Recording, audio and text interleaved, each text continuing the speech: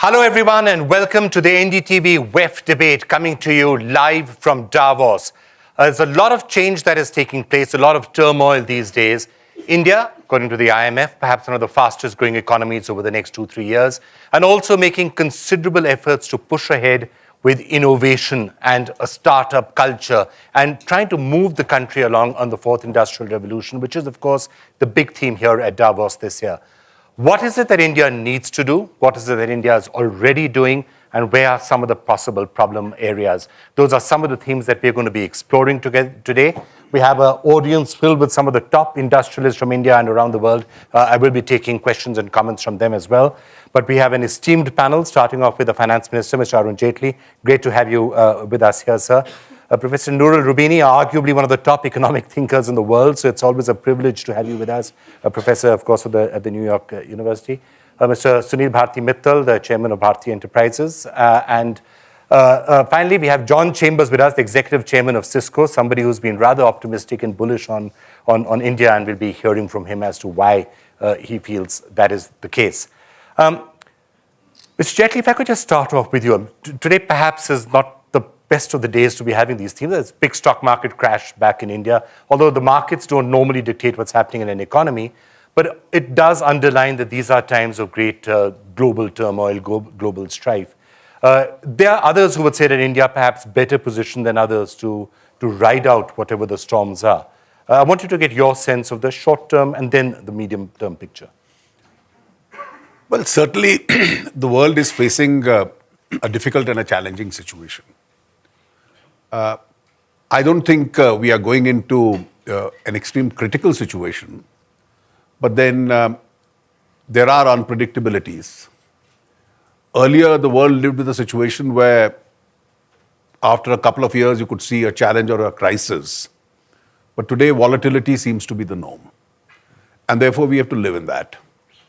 And no country, including India, can say we are immune from it. For instance, the global slowdown today has impacted us in terms of our exports shrinkage. The shrinkage is substantially in terms of volumes, substantially in terms of values, partly in terms of volumes, because the buyers have less money to buy. The currencies are impacted because of this. The stock markets are impacted. But despite that, it's a challenge for each economy, considering its own constraints, that how it faces up to this situation. And I think, notwithstanding that, we are trying to prepare ourselves for that kind of a situation. The reality is that even if we are the fastest growing amongst the major economies, we all feel we can do much better. That fastest is still not good enough for India. I think our real potential is 1.5% over and above that. And given a better climate plus a global environment and some domestic factors, we perhaps have even then, notwithstanding the global situation, a potential to improve upon that. So you're saying 9% growth rate is what the potential of India is? I think over a prolonged period of time. In a friendly global environment, today we can do it. For instance, if you grow 7.5% when the world is moving slowly, when you have had 2 bad monsoons, and therefore the purchasing power of 55% of Indians is adversely impacted, when you have the slowdown impacting and domestic and global issues impacting on several industries, steel, for example, infrastructure, power, and therefore you are struggling to resolve those issues. That itself getting impacted on banks. Now, if in these circumstances we can afford a 7.5% growth rate, and these are all areas which can partly be rectified and partly depend on circumstances which are not exactly in our control. And therefore, in a more favorable environment, getting that extra 1.5% is not very difficult in a friendlier environment. Right. Professor Rubini, if I could just get a sense from you as to how bad the global situation really is. There has been a lot of concern, especially on issues like oil price, that's been crashing, what's exactly happening in China. What's your take on how bad and how precarious the global situation is? Well, many here are asking the question, are we back to 2008, to the risk of a global recession and a global financial crisis? My answer is no. That's the good news. But it's true that we are going through a period of significant economic and financial volatility, driven by many factors. China is slowing down, and investors now worry there's going to be a hard landing rather than a soft landing or a bumpy landing. And if that were to occur, there will be a crash of the stock market, a sharp devaluation of the currency, that would have a significant impacts on emerging markets, most of which, with the exception of India, are facing major now global headwinds, slowdown of China, end of the commodity super cycle, exit by the Fed from zero policy rates, and so on and so on. We have the US economy right now looks like a mixed bag. Growth is weakening. The manufacturing sector is weak. The fall in all energy prices hurting production, capex, and employment in the energy sector. And the Fed might have made a mistake by starting to raise rates right before we had this global financial turmoil, right before we've had another leg down in commodity and energy prices going to push inflation lower, and right before there is a slowdown of the manufacturing sector of the United States. There is geopolitical risk, starting with the Middle East that is burning, and this rising conflict between Sunni Saudi Arabia and Shia Iran might become a 30-year war. Proxy wars from Iraq to Syria to Yemen to Libya, to name it. Unfortunately, the Middle East is burning, and there's no global agreement how to stabilize. The fall in oil prices should be a positive for the global economy because you are redistributing income from those who are savers to those who are actually spenders. And some of the net oil importers include some of the major economies in the world, US, Europe, Japan, China, India, Korea. But the reality is actually these fall in oil prices is leading to a sharp actually nervousness in financial market for two reasons. One, oil exporters become more fragile, and some of them might go belly up, including some of the fragile ones in the Middle East. Secondly, even in a country like the US is a net oil importer, producers of oil are hurting. And in the short term, the impact on production is bigger than the stimulus on consumption. That's why the US stock market is heavily weighted with energy companies going down. And three, this fall in oil prices might be driven not by a positive supply shock, but increasingly by lack of aggregate demand as global economic growth is slowing down in China, in emerging markets, in the US, and now in many emerging markets, again, with the exception maybe of India. On top of it, you have troubles in Europe and the Eurozone, risk of Grexit, terrorism, and migration crisis. People are starting to talk about the risk of a disintegration of the Eurozone or of the European Union. You have stresses in credit markets as highly leveraged firms in oil, energy, and others borrowed too much and are going through a painful correction. And even earnings growth or top-line revenues are slowing down in advanced economies as the economy is weakening. So it's a perfect storm of many factors that are leading to this financial economic weakness. As I said, I don't expect them to lead to a perfect storm of a global financial crisis or recession, but there are serious challenges ahead of us. Serious challenges, but you're saying it's not as bad as 2008 was. So, Sreem, when you heard, and I think Professor Roubini, as he always does, has summed up the global situation almost perfectly as to what the challenges and the problems are.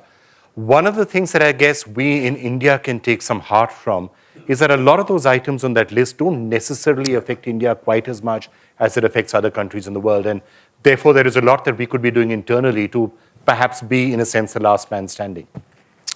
Yeah, I would say, some of this perfect storm, as Professor Roubini describes it, is actually a big benefit for countries like India. If the oil would have been today in a similar circumstances at over $100, I think the rupee would have crossed 100 rupees to a dollar. At $32 coming down to $28, I think we get a lot of headroom in our economy and a lot of surplus cash to do many other things that the government would want to do.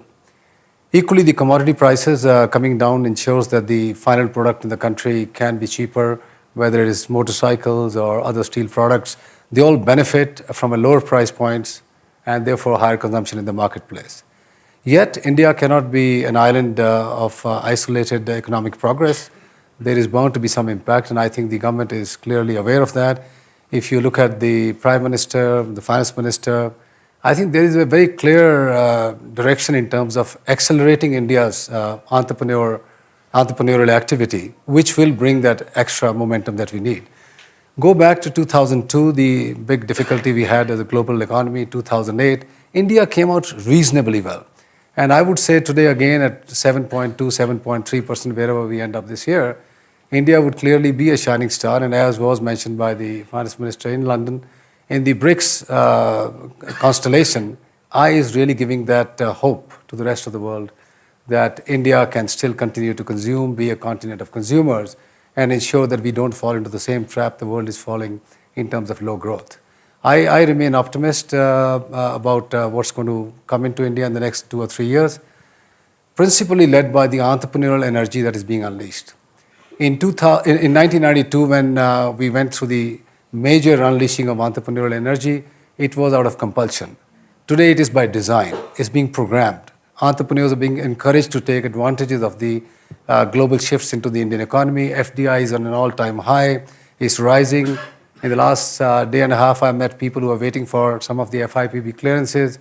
Even before March, you could see a significant upswing in FDI coming into India. And how that innovation and that talent and that startup culture is going to encourage growth is a theme that we would like to spend some time on. But John Chambers, let me get your overall sense though of India, because talking to you frequently, you've been sounding really optimistic about the prospects of the country. Why? Well, I have the chance and the honor to meet most of the government leaders around the world. We've been focused on this digitization of countries for 8 years. And when we originally said the total market was going to be $19 trillion in profits and cost savings over a decade, everybody said that's too high. Now a lot of the experts are saying that's too low. That translates into 1 to 3 points of GDP growth for every major country in the world. When you talk to Prime Minister Cameron in the UK, he looks at it as an innovation agenda. Chancellor Merkel in Germany looks at it for Industry 4.0. President Hollande in France really gets it. It's a digital France, 1 million jobs, GDP growth of 1 to 3 points on top of it. Inclusion of every person within the entire country. Renzi in Italy gets it. So you will see a digital Europe. But if there's one country I would bet on in the world right now, it is India.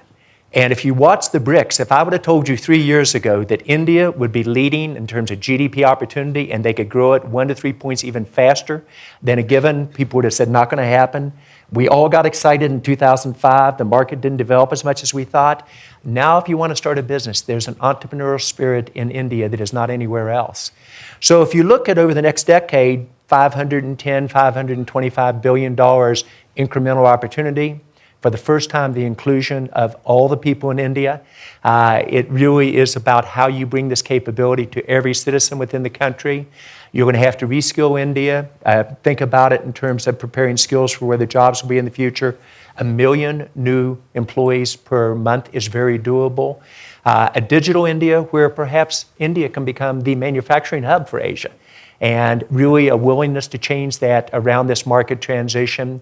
There will be a new generation of startups, which, Sunil, we did not see after 2005. Everybody got excited, then it died off. You can feel it start again. Cisco's doubling down in India. We did that 2 years ago. We're doubling down again, venture capital and investment. If I were betting on a BRIC country to beat the rest of the groups, I think India is by itself. In terms of the ups and downs, my parents were doctors. I never lose track of the underlying opportunities or issues.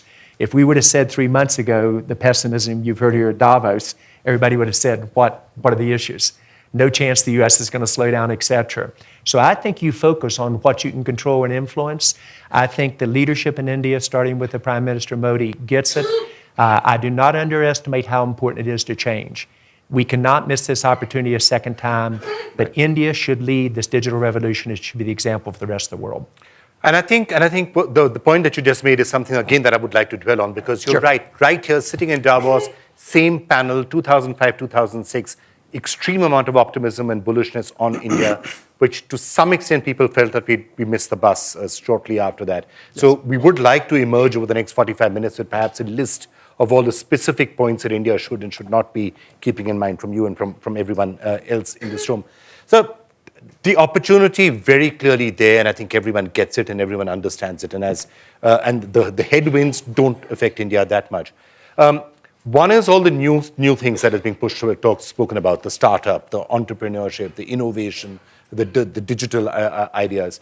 But the rest of it, the bedrock of the economy, infrastructure, lots and lots of companies still remaining very heavily indebted. Is spending really coming in? Is investment coming in? What are your thoughts on that? And from the point of view of government and government spending, has that drop that we have seen in oil prices given you the fiscal space now to be able to do a bit more? I mean, you don't have that big as big an oil subsidy as you may have feared. No, it obviously has. And it has helped us to replan the governmental expenditure.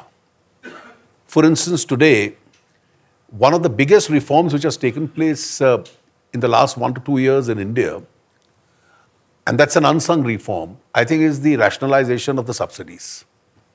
Now, it's been spoken about ever since 1991. It's effectively never happened. It increased with every budget. And therefore, the more it increased, the developmental expenditure which leads to growth itself came down. This was at the cost of the development, the planned expenditure itself. Now, today you have, at least in the area of fuel, using the lower price regime of oil, petroleum linked to the market, diesel linked to the market, LPG, various kinds of cooking gas reforms which have taken place, including using the digital platform of 140 million people getting it directly into their bank accounts. A lot of people who are wealthier giving it up, and now by policy, sections are being excluded out of that. If you can now use the digital platforms for other forms of subsidies, which is the pilot projects are on, you can actually end up saving a lot of money. And this money that you save, where does it go to? I can clearly see 3 areas of expenditure that the government of India has to increase. Sunil just now mentioned FDI increase. So if you have a 40% increase in FDI, to some extent that covers up for the little absence of private sector investment, because private sector, as you mentioned, is a little stressed. Then you have this saving resulting in public expenditure going up by 30%. And therefore, if in an adverse situation you are maintaining 7.5% growth, there are some engines which are driving it. Ideally, private sector leads, the government follows. But when you are in a stressful situation, obviously the private sector is looking at its own balance sheets, and therefore the government has an additional role to play. So these 2 things have actually contributed. Secondly, if you've seen the way India has planned the economy after the fall of oil prices, who's got the benefit of it? I see a lot of ill-informed comments coming in this regard. Now, one small share went to the oil companies, because when the oil companies, the prices were falling, were also losing money because they had done future purchases, etc. So they had to be covered up. They are publicly listed companies. The rest has been equally divided, A, between the consumer, because he must benefit, and B, the consumer, and I would advise the commentators even on your channel to take note of it, those who use petrol and diesel also drive vehicles, so they need roads. Yeah. They need rural roads. So it's not government pocketing the money. That entire expenditure, the saving goes into infrastructure creation. So that's also for the benefit of the consumer itself, because they use the roads, they use the rural roads. So the entire saving that we've made has gone either to the consumer or covered up the losses of the oil companies, made them healthier. And a very large part has gone into this enhanced infrastructure expenditure. Now, if you remember 1.5 years ago, the first 17 tenders for the national highways, and this was a booming sector at one stage, didn't get a single response. Those who built highways were commercially virtually dead. And therefore, you needed to put in public investment into it. And that's how the government of India got the highway sector going. It's moving again now. So government spending will go up. But Sunil Mittal, would you like, what is it that needs to be done to give the private sector a little bit more, A, comfort, and B, ability to spend and invest a little bit more? Because it is an area of concern that you still are seeing, in, even some of the new startups that are coming up being domiciled in other countries, Singapore and others. And when will that private sector investment take off, to your mind? What needs to be done? It's very clear that there are some significant Indian business houses which are currently stretched. But it's not that by and large the Indian industry's capability or capacity to invest has gone away. there is a sense of some concern because coming in from global headwinds, and people are holding back. And the finance minister is right when he says that we are currently compensating by more FDI coming into the country. But it's my own belief, and I've spoken about this before, Indian business needs to invest and invest with complete confidence that this is an economy that will grow and grow fast. Now, I think the government has a role. I mean, what can government do towards that? And I think they have been nudging, making very promising support behind lowering of interest rates, for example. I mean, we haven't seen that much of an action. A little bit of a reduction has taken place. More should come through. The finance minister has articulated that in the past, but the Reserve Bank of India has to finally take that call. The second is, I think... You're at Davos, so we can maybe raise the subject with him as well. And secondly, I think my own view is Prime Minister has a magical influence on business community in India. People believe in him. I would personally say he needs to get 100 of the top businessmen into a room and tell them, I'm behind you. Come invest in this country. Your problems, your issues will be looked at. Like we are opening up special windows for foreign investment. There's a Japan desk in the Prime Minister's office. I think we need a little bit of encouragement for the business community to And open what up. are their major concerns? You're saying he should address their major concerns. What are I mean, concerns generally are, monetary availability from the banks. Some of the banks are actually holding back because they feel that they are stressed in certain industries. Steel is one of them. There are a few others I wouldn't like to name here. But clearly, I think the bank needs to take a more generous view in lending more money to the industry. Interest rates need to come down. Ease of doing business is a major agenda of the government. There are still some few pending points which need to be taken up, hopefully in the upcoming budget, and possibly some of the changes in the Companies Act which are pending need to be done. So this is the time when we try and get the finance minister to tell us what he's putting in the budget. Okay, that was a mysterious smile from him on that note. Mr. Rubini, looking at those headwinds that you're saying, what's happening in the global market, their impact on India, which of them do you think potentially has the most serious negative impact on India? Would it be if China goes down and starts devaluing the yuan and continues to do that, and does that set up a certain beggar my neighbor dynamic which could have an impact? What else? I mean, oil may well be a net positive, as we were just discussing. Yeah, I mean, on one side, as was pointed out, there is an internal dynamic of India that is robust. And two, India has been so far a slightly less open economy, both on the trade side and on the financial side than other ones, even if it's opening up to the world on both dimensions. And therefore, some of those global factors have less of an impact. I would say certainly in this financial turmoil, even the stock market of India has gone sharply down, is back to levels of a couple of years ago. You've had a sharp fall at the value of the currency. Again, it's back level to close to the bottom of a couple of years ago. So the channels of transmission that affect negatively India, first is that if global growth is going to slow down, as the minister was pointed out, that has an impact on export growth of India. The fall in commodity prices overall is a net positive, as oil, energy are being a net importer. But if the fall in oil prices is a signal that global growth is weak, then on net it is a transmission to global growth that makes it weaker for India. Whenever there is a risk of episode, you have stock market correction, as occurred in India. It has wealth effects, and it can affect business, consumer, and investors' confidence. These concerns about the emerging market might imply that capital is going to start to flight emerging market, the correct of the stock market. There's less inflow in the bond market, but again, India has some financing needs, so that's another channel of transmission. As I said, all these factors are relatively mild. I would say on the positive side, of course, the overall macro outlook compared to 2 years ago when India was lumped among the fragile five has improved. In part, it's good luck. Falling oil prices, commodity prices improves the trade balance, improves the fiscal balance. In part of it is that with the new government has been fiscal adjustment, with the new central bank governor, there's been a commitment to stabilize inflation and reduce it over time. I think the biggest challenge for India, from my point of view, is accelerating the kind of important supply side structural reform are needed to increase potential growth.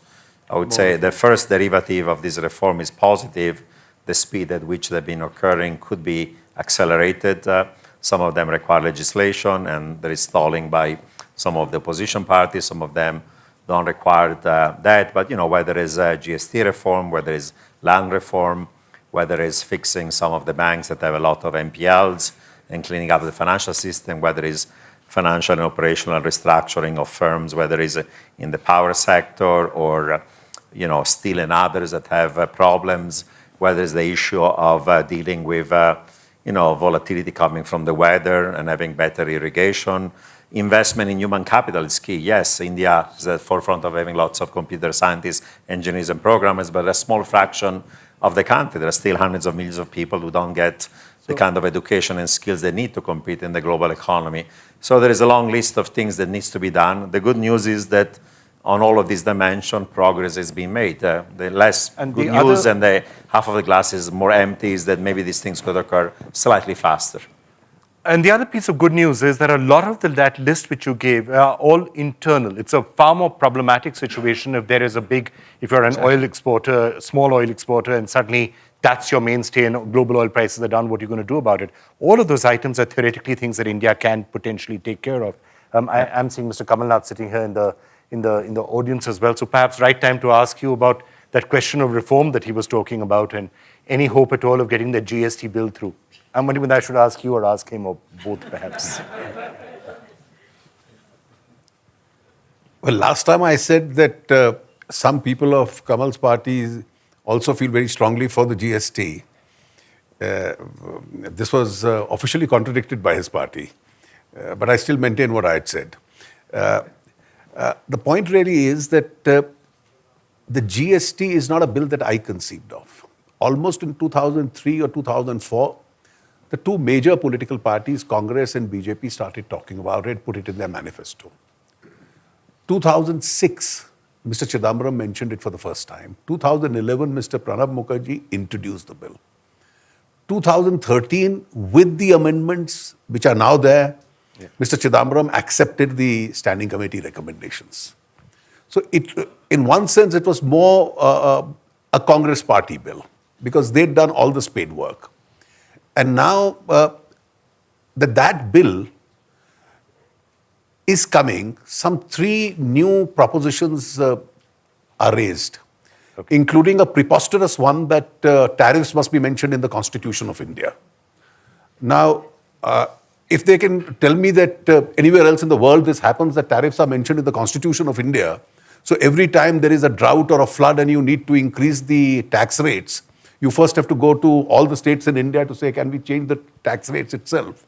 Now, this is something which is just not possible. But I guess that Davos is perhaps not the right forum to broker peace between the BJP and the Congress party. But seeing as Mr. Kamal Nath is here, if we can get him a mic, we can see whether he is about to signal his acceptance of GST. Can we get him a mic? Yeah. If I'm going to jump in here. Yeah, while we get him the mic, yeah. I've seen this movie before. This is GST, 1995 in the U.S. President Clinton got up, outlined an information era opportunity. He said it's going to create jobs, GDP growth. The parties went back and forth until they realized this is the right thing for our country. And then it wasn't a Republican issue or a Democratic issue. The economy grew 18% in the next 7 years. We created 22.5 million jobs. Real per capita income of an average American citizen grew 17%. He faced this around the information era. I was on stage with him when he announced it. You're now talking about a digital era which will be 5 to 10 times bigger than before. This is where the parties have to put apart their differences. This is where the business community has to come together. The Prime Minister has to reach out to that business community, pull them together. Mistakes made in 2005, we lost focus. We didn't keep the speed going. We didn't bring the parties together. This is an opportunity, very rarely comes around twice. This is the second opportunity for India. We should not miss this. It's ours to control. All right. Can we get that mic? Yeah, can we just give Mr. Kamal Nath the mic and get a response to this? And let's then move on to innovation and talent and those issues. Well, I'm glad Arun has given us the credit for the GST bill, that we were the ones who designed it, we were the ones who wanted it. And so now you that's should true. pass it. That's true. He's only narrating history. But the 3 points which are referred to as preposterous. And I want this House to know what are those 3 points. Are they preposterous? The first point is the 1%, the interstate 1%. Now, the concept of GST is denied, is defied if you're going to have this. So that's the first point we have. We've come out publicly on it. It's a logical point that if you're going to have movement from one state to another, why should you have a 1% levy from state to state? Okay. The second point is the cap. He says it should not be in the Constitution. I hope they do say that we accept the cap, but let's not have it in the Constitution.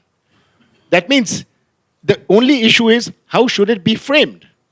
For us, these are not political points. We've come out publicly. The third point is dispute resolution. If there is a dispute between the states, I see the Chief Minister of Andhra Pradesh, who understands this very well here. If there's a dispute between Andhra Pradesh, his state and my state, you're not going to have the same Council of States. So, I mean, at the risk of getting this debate completely derailed by solving I'm not GST, saying but seeing as that could add 2 or 3 percentage points to Indian growth, we might still pass the microphone to him as well. No, now that you've brought him into it, so the last point is dispute resolution. We must have a satisfactory dispute resolution mechanism. All right. That's all. All right. These are 3 points. So I don't see what's wrong with these. We are not. If we got to have a bill, let's have a good bill. Okay, I promise And- this is the last comment on GST, which we're going to get from Mr. Naidu, and then give Mr. Jaitley a right to reply, and then we'll move on to other things. As rightly mentioned, Kamalnathan ji, this is one bill. World is watching India now. Everybody is watching. Every businessman is asking, if GST is come, then there will be excellent advantage for India. Small problems between opposition and ruling, you have to sort it out. By any circumstance, you should not create problem for this bill. That is my personal view. You have to clear at the earliest. If you are having power today itself, you have to clear. So there we have the GST is coming. All right, fine. I want to move on to innovation, unless you want to quickly respond to what Well, Are you hoping that the GST is going to come now, or should we forget about that and move on with the rest of the agenda? you see, the GST is certainly going to come.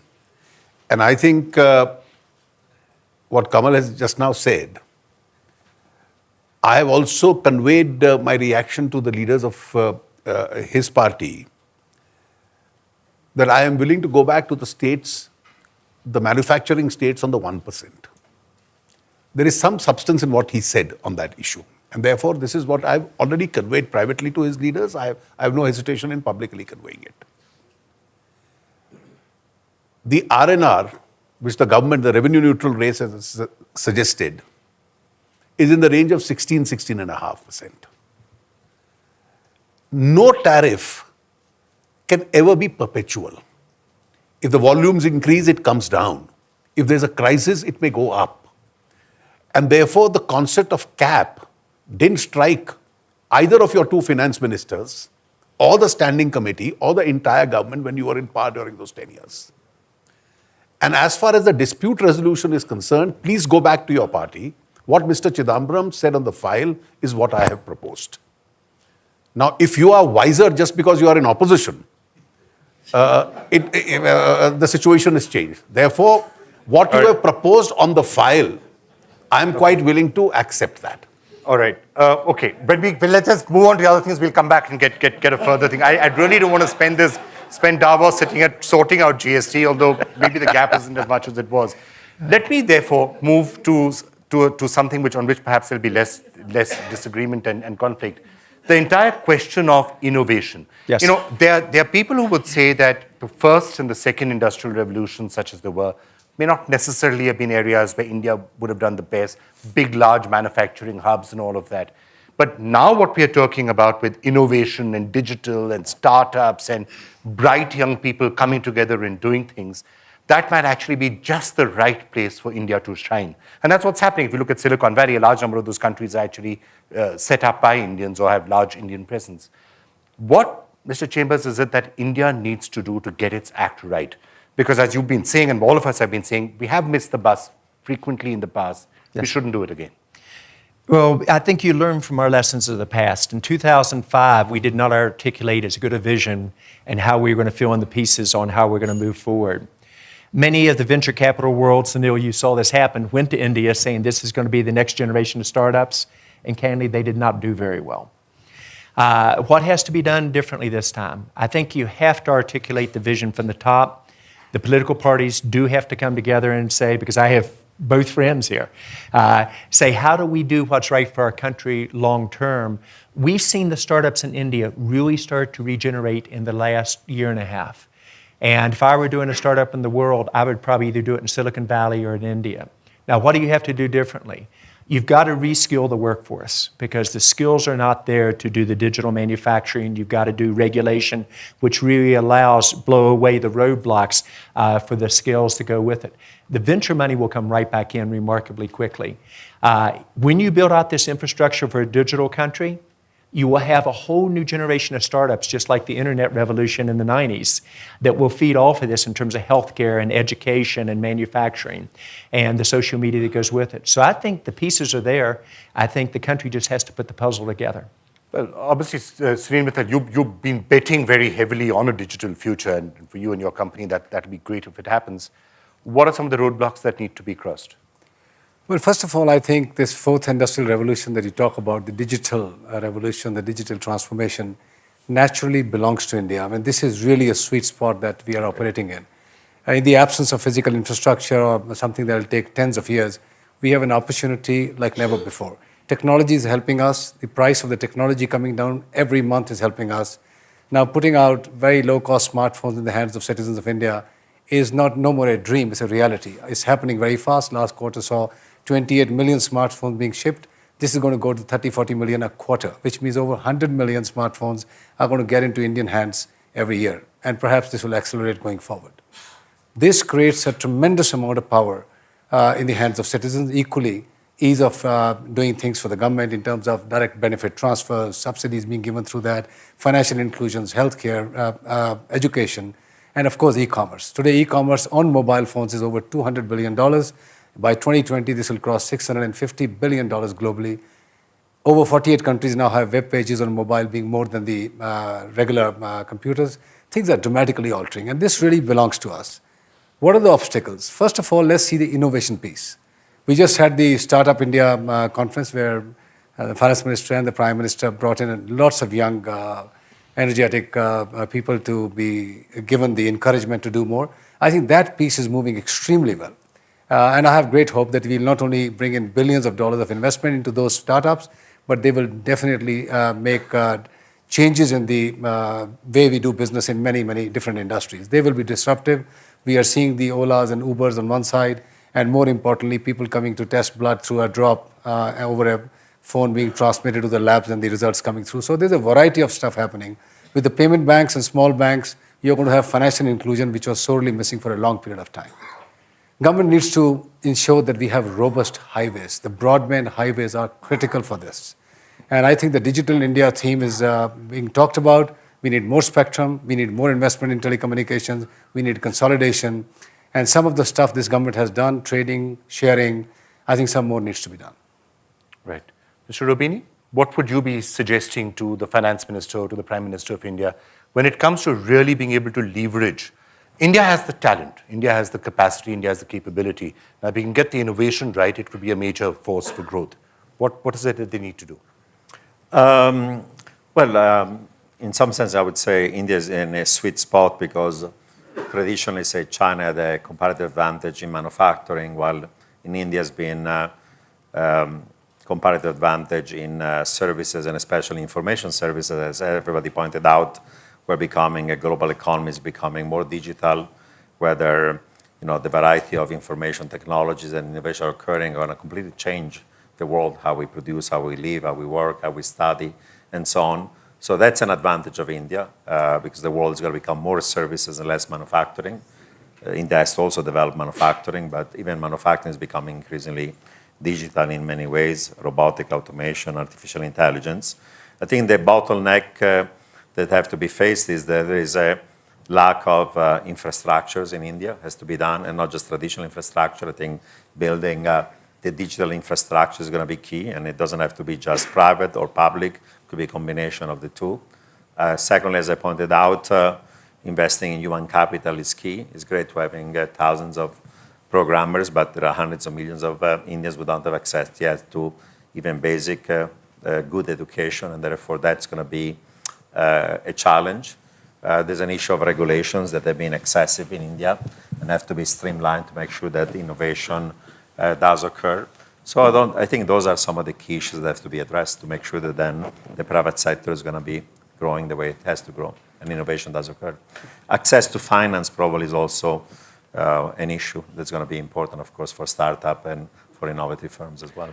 So, Mr. Jaitley, before I throw that to you, so obviously, taking up on some of the points, physical infrastructure, I'm sure the government and many private sector companies will try to put up. You've been talking a lot about skill development, but also it's one thing to say that we should have a startup culture and all these new startups would come from, but if you were to talk to some of the people, I guess one of their major concerns would be one of the issues raised out there, regulation, hassle, that ease of doing business at the local bureaucracy level.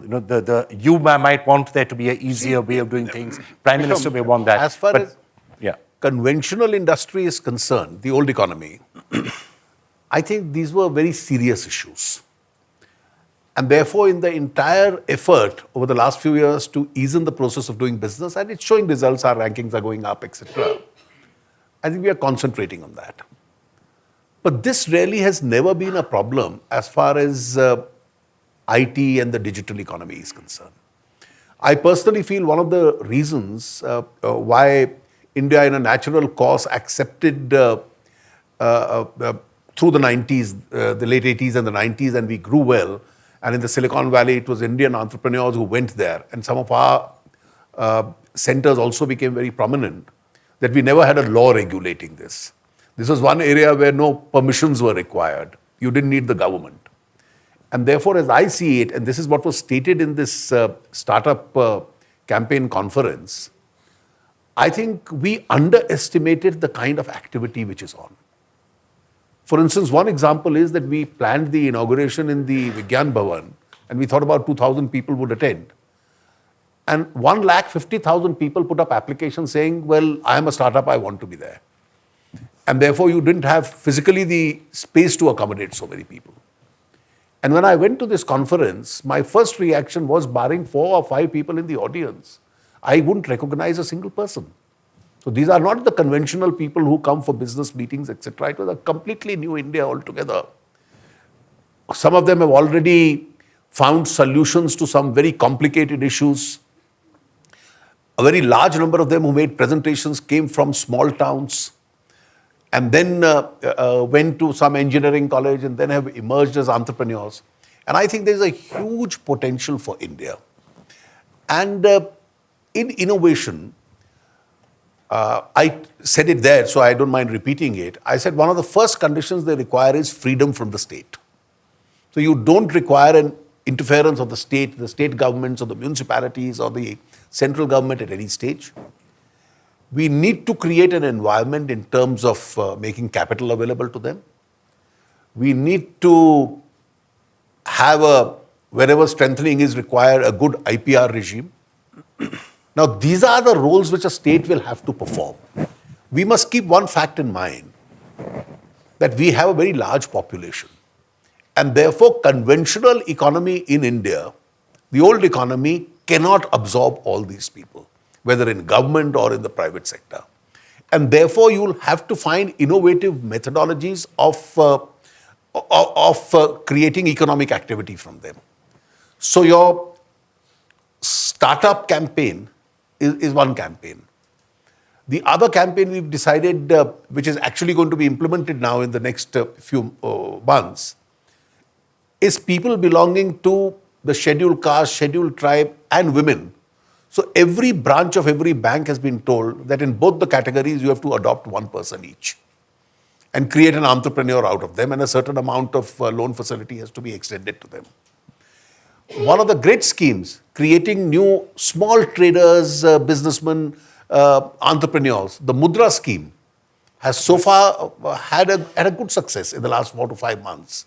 So you are eventually, when the scheme gets rolled over to year after year over the next 3-4 years, you'll have crores of people making use of that bank finance in order to become self-employed small entrepreneurs. They are small amounts, shopkeepers, traders, some small unit, etc. So India will have to now create these alternative mechanisms along with the conventional economy, because the world is seeing the limitations of that conventional economy.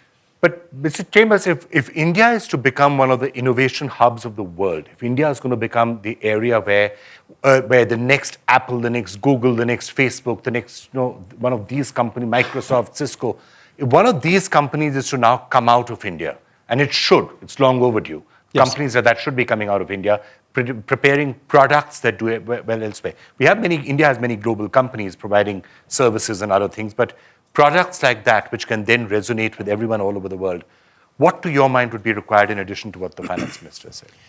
I think Sunil probably understands this better than almost anyone in the audience. I'm going to ask him next. If you put in place a true broadband infrastructure to 1.3 billion people and make it inclusive, startups will occur in every segment of the industry, from healthcare to manufacturing, to education, and you begin to create an environment where it feeds on itself. I think the world wants to bet on India. I've been surprised by, I think at times, my colleagues here are your own toughest critics. I think it's much like France. When Hollande outlined a plan for a digital France, his toughest issue was to capture the imagination of the French people and the political leadership to say, we must make this happen. So I think if you create an environment where your political parties work reasonably closely together, if you truly build out a broadband infrastructure, which will be the highways for all these new startups, regardless of which industry it is in, and you create a regulatory environment that makes it relatively easy to do business in India, I think you'll see the funds come in a major way. We've already bet $100 million. Probably in my next trip to India, we'll bet another $100 million. And we have $50 billion overseas that isn't getting invested. So I think you all control your destiny. Sunil, you understand this, and maybe you articulate it better than I did, because this is the entrepreneur highway for every industry that you're building out. You have a democracy, you protect intellectual property, and you have 1.3 billion people you could empower. That's a market that is unequaled anywhere else. How would you articulate it?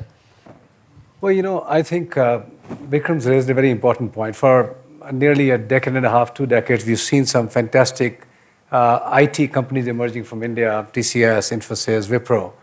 But by and large, they have produced a lot of programmers, population of programmers. By 2020, India will have 5.2 million programmers, which will be more than the US now. I mean, currently we are just short by, I think, 500,000 less than the US. So that industry, that piece that will serve the whole world in terms of its requirement of IT programming is settled and done. I think what the point he's raising is, which has also been a question on my mind and many others, why India has not been able to produce an Apple or a Google or a Facebook. Or a Cisco. Or a Cisco, yes, or a Cisco. Whereas China has been able to do so. I think the answer is very clear. China blocked all foreign companies, not Cisco, but many Facebook, Google, etc. were blocked for a long period of time before Chinese local champions emerged. WeChat, Tencent, Alibaba, and now they are sort of losing a little bit, but they are solid Chinese companies there. India didn't get that benefit so far.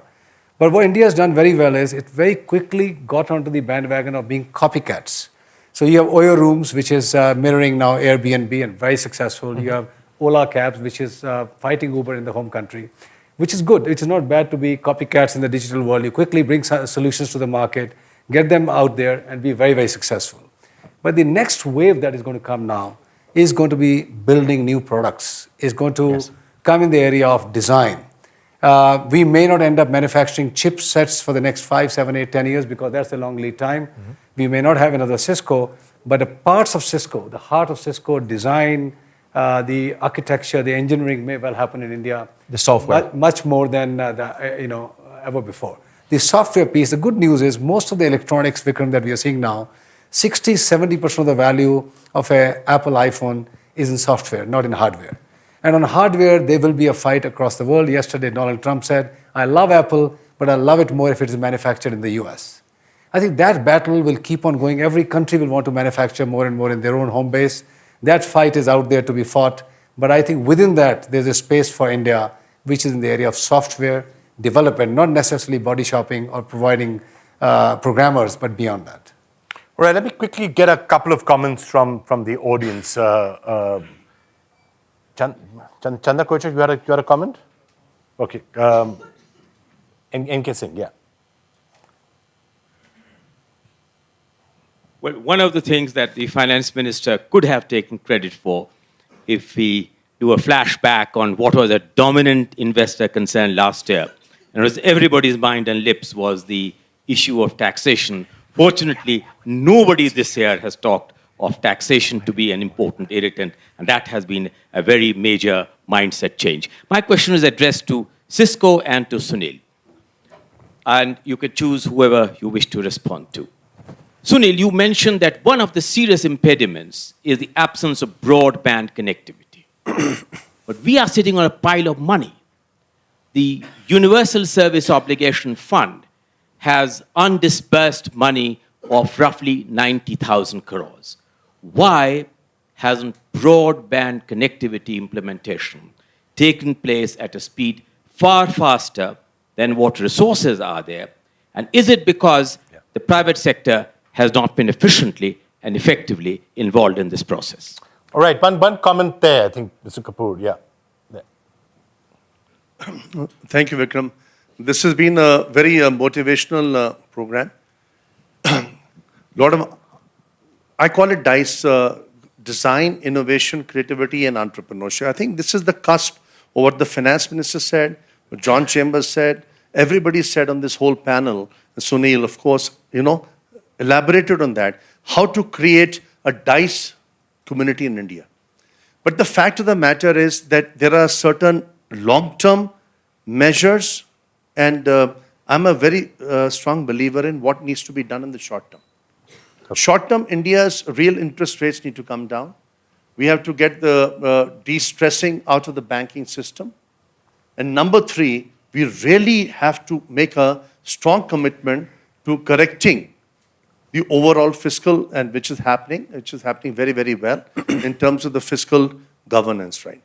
So we must address also short to medium term issues which are going to catapult the country into 7.5% to 9% growth.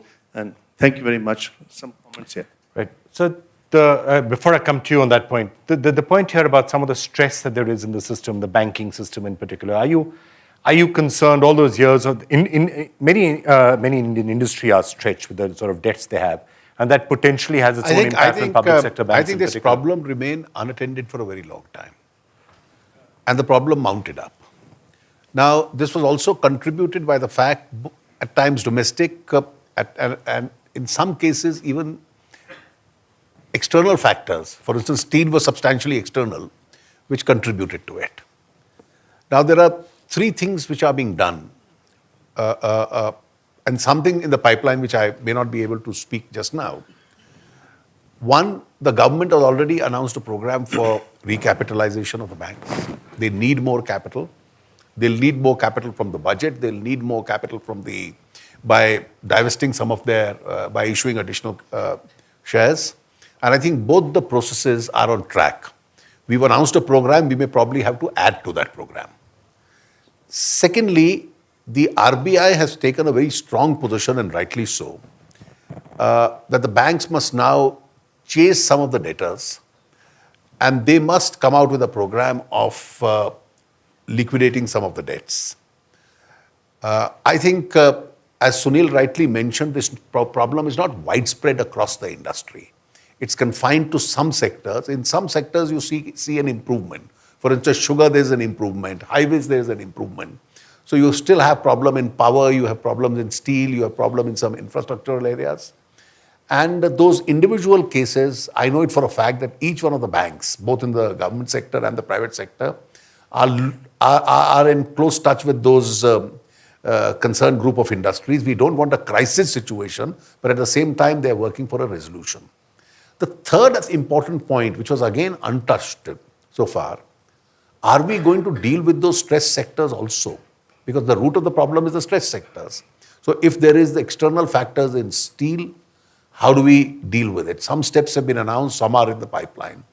If power is the second important component, the Uday scheme, which has already been announced, where the state governments have been asked to take over the debt of some of the state discoms, because the problem is really of the state discoms not charging the market rate. And I think that problem is being adequately addressed. Now, coupled with all these three factors, the de-stressing of the banks can't come about overnight. It'll take some time, but I think the process has now started. All right. Professor Nuruddin, the stressed sectors, as he was saying it, again, those external factors, do you see them continuing for a long time? Steel prices, for example, other metal prices. Those are some of the areas where there are possibly big debts or banks may have to deal with issues with. Yeah, I mean, unfortunately, I was recently in China. I met with senior policymakers who said we have excess capacity in steel, in cement, in aluminum, glass plates, even in auto, other manufacturing. And unfortunately, China, instead of dealing with excess capacity by shutting down some of these SOEN firms, is going to dump some of that stuff in global markets. So the deflationary impact of China is not just through commodities, but also through dumping, either finished products or even industrial metals of one sort or another. So unfortunately, I think this commodity super cycle is over.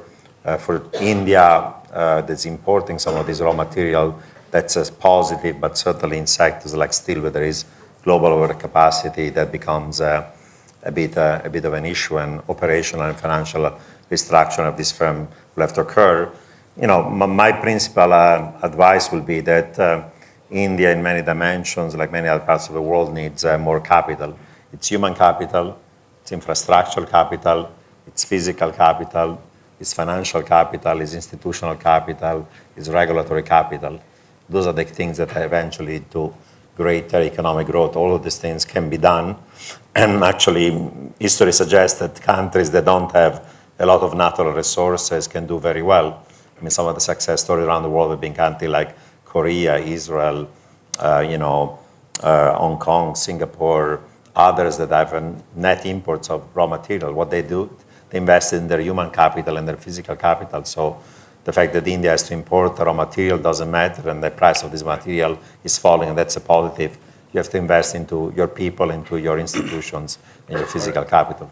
But we are almost out of time, so some last comments. So the point on broadband, if there's one thing which you have to look at in the year 2016, will this be the year that we do actually see those broadband highways rolling out all across India? Yeah, I think this is an important year for that particular program, and possibly next 2 or 3 years. To Mr. Singh's point on the Universal Access Fund, let me mention that 32% of the 90,000 crores that you mentioned have been contributed by my company. So I'll be very happy for that to be redirected back into telecom. And I think that question will go to the finance minister as to how and when they can release the 90,000 crores for that. My own view is that should be applied towards putting out national fiber, the NOFN, which is called BharatNet now. I think it has been delayed. The government is trying to accelerate that program. Every village, every panchayat must be connected through fiber. The difficulty is not just investment, it's right of way. We have Mr. Chandrababu Naidu here. The chief ministers have to clear the right of way. He's been very progressive, but many other states don't give right of way. The other part is putting up, I would say, 100,000 towers in the most remotest villages. Use that money to do that because there is technology available. I remain very hopeful. 2016 onwards, you will start seeing very, very heavy work going on in the broadband area. Let me just close by saying, other than videos or long movie watching, I think the networks are ready. By 2016, end of 2016, 17, this country, India, will have hopefully true broadband with some help from the finance minister in terms of more release of spectrum. Right, sir. On the question, see, you, Mr. Chandrababu Naidu, were perhaps one of the first chief ministers to really push for this. So, quick word for you. I think we're out of time, so just a quick word from you on this. 1 minute. This is possible 2016. As you rightly mentioned, finance minister is here. If you accept that money for national digitalization program, it is immediately we can do it. Recently, telecommunication department gave a proposal in Andhra Pradesh to reach 15-20 Mbps for a village. I said it is not enough. For every home, you have to give minimum 15-20 Mbps. Demanding basis, we can go for gigabit capacity. Then they revised the project. It is costing for Andhra Pradesh 5,000 crores. It is pending now. Meanwhile, I got an idea. Through existing electrical poles, I wanted to take one fiber to the last mile. Already tenders were called. 320 crores, we are completing this project. By June, project will be completed. Every home, I can give 15-20 Mbps. All institutions, I can give gigabit capacity. Second one, even towers, everybody is having. There is a problem. There is no sharing. Now we are forming one corporation. We will create tower corporation. We will going to erect all towers within 2 years' time. Right. So that private-public partnership, I am totally confident within 2 years, last mile we will give connectivity minimum 20 Mbps for every family at a cost-effective price. Ultimately, you can go for gigabit capacity. This, what is saying broadband, it is not at all a problem. All right, It is sir. only if you can give us some Or be a flat- consensus within 1 year or 2 years, we can do it. All right, we are flat out of time. So just one word from each, from the good year for India, bad year for India, 2016. Final word from you. I think it's an year of opportunity. It's challenging. And provided we are able to utilize that opportunity which comes our way. Okay, year of opportunity. Your sense? I think 2016 is India's year. It doesn't matter which way the economy goes, you actually gain share and position during the tough times, even better than do during the good times. I think it's all about speed of innovation. It's making it basic. The couple of regulations in each industry you need to get rid of. It is business and the political parties coming together. 2016 will be a year India breaks away. 2016 will be a year India breaks away. Sunil? I would tend to agree with that. A lot of effort has gone in the last 18 months. I think a bit of unleashing of entrepreneurial energy, we'll have a great year. Professor Rubini, final word on the show from you. I would say this is a year of global headwinds, but if India continues with structural reforms and macro adjustment, this can be a good year and the beginning of even better years ahead. All right, thank you so much. On that note, lots to be done, but could be a really exciting year. Thank you all so much for joining us. Thanks a lot. Bye.